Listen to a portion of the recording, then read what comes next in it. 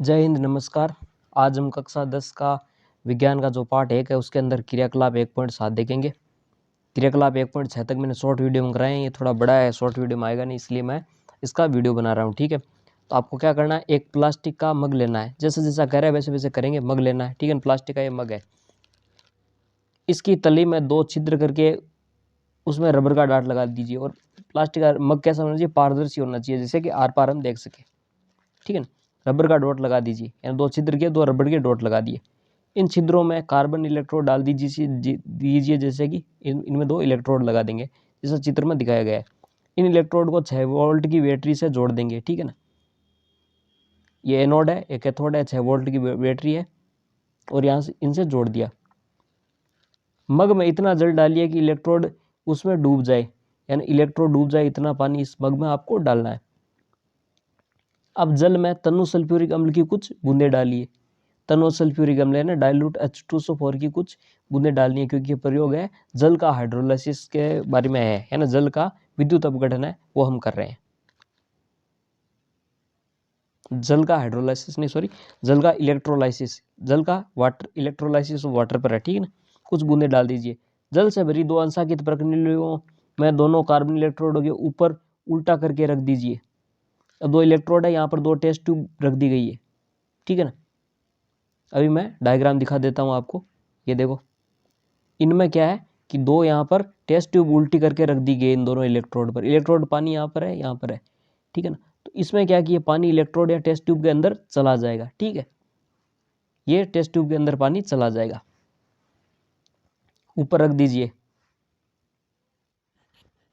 अब विद्युत धारा प्रवाहित करके, यानी 6 वोल्ट की बैटरी है, इसमें स्विच है, स्विच ऑन कर दिया। उपकरण को थोड़ी देर के लिए छोड़ दीजिए। दोनों इलेक्ट्रोड पर आप बुलबुले बनते देखेंगे। ये बुलबुले असांकित नलियां टेस्ट ट्यूब से जल को विस्थापित कर देते हैं, यानी कि ये देखो यहाँ रहा, यहाँ पर इसमें क्या हो रहा है कि जैसे जैसे पानी के बुलबुले बनेंगे पानी से, तो हवा बनेगी, है ना। हवा जैसे जैसे बढ़ती जाएगी, पानी का तल नीचे आता जाएगा। हवा बढ़ती जाएगी, पानी का तल कम होता जाएगा। ठीक है ना, यही बात इसमें बताना जा रहा है। दोनों प्रणालियों में क्या, दोनों प्रणालियों में एकत्रित गैस का आयतन समान है? नहीं, बिल्कुल समान नहीं है। क्यों नहीं है, अभी देखो क्यों नहीं है, उसका कारण भी हम जानेंगे। अब देखो, आप टेस्ट ट्यूब एक जुड़ी थी एन कैथोड से, इसके अंदर ये ज्यादा खाली है, ये 2 गुना खाली है, और ये आधी खाली हुई है। यहाँ पर ये टेस्ट ट्यूब आधी खाली हुई है, और यहाँ पर डायग्राम में दिखा रखा है कि यहाँ पर जो गैस बनी है वो ऑक्सीजन है, और यहाँ पर बनी है जो गैस कौन सी है, हाइड्रोजन है। हाइड्रोजन 2 गुना बन रही है ऑक्सीजन की तुलना में। हालांकि दोनों में जल की मात्रा एक जैसा ही जल है। ठीक है ना, 2 गुना बनी है ऑक्सीजन। ठीक है ना, मान लो कि 1 ग्राम अगर हमारे पास ऑक्सीजन बन रही है तो 2 ग्राम हाइड्रोजन बनी है। ठीक है, ये इसलिए कि ऑक्सीजन वाली टेस्ट ट्यूब कितनी आधी खाली है, या फिर जितनी खाली है उससे 2 गुना खाली कौन सी है, ऑक्सीजन वाली। ऑक्सीजन वाली आधी खाली है, और हाइड्रोजन वाली दुगुनी खाली है, यानी जितनी ऑक्सीजन बन रही है उससे 2 गुना हाइड्रोजन बन रही है। क्योंकि जल के अंदर, और ऐसा क्यों हो रहा है, जल का फॉर्मूला क्या होता है आपको पता ही होगा, H2O। जल में के फॉर्मूले के अंदर हाइड्रोजन और ऑक्सीजन का अनुपात होता है 2:1। तो जितनी ऑक्सीजन बनेगी उससे 2 गुना क्या बनेगी, हाइड्रोजन बनेगी। इसीलिए यहाँ पर ऐसा हो रहा है। क्या हो रहा है, हाइड्रोजन दुगुनी बन रही है, हाइड्रोजन वाली टेस्ट ट्यूब ज़्यादा खाली है और ऑक्सीजन वाली कम खाली है। ठीक है, जब दोनों प्रणालियाँ गैस से भर जाए तो इन्हें सावधानीपूर्वक हटा लीजिए। एक जलती हुई मोमबत्ती दोनों प्रणालियों के मुंह पर लाकर इन गैसों की जांच कीजिए। ठीक है, अब हमें पता कैसे चलेगा, एक तो ये पता चल जाएगा कि हाइड्रोजन जो टेस्ट ट्यूब ज़्यादा खाली है वो उसमें हाइड्रोजन है, कम टेस्ट ट्यूब खाली है उसमें ऑक्सीजन है। दूसरा पता लगाने का तरीका, जलती हुई माचिस की तिली या हम ले जाए मोमबत्ती तो क्या होगा, ऑक्सीजन गैस के अंदर आग हमें पता है जलती है।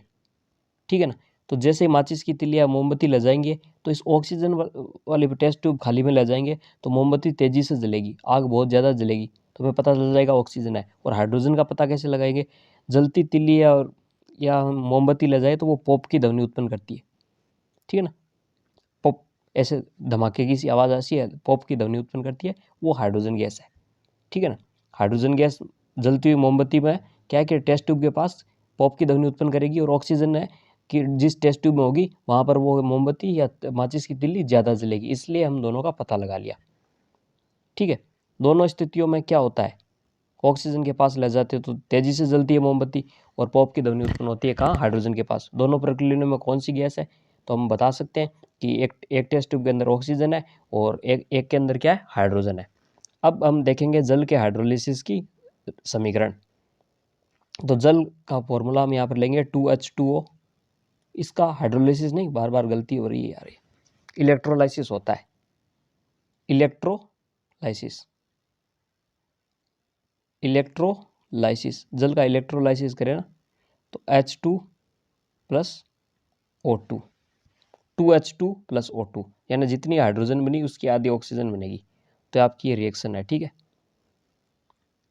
ये आपकी रिएक्शन है। तो इसी के साथ ये एक्सपेरिमेंट कंप्लीट होता है। दोबारा देख लीजिए भले, महीन पेन से दिखा देता हूँ।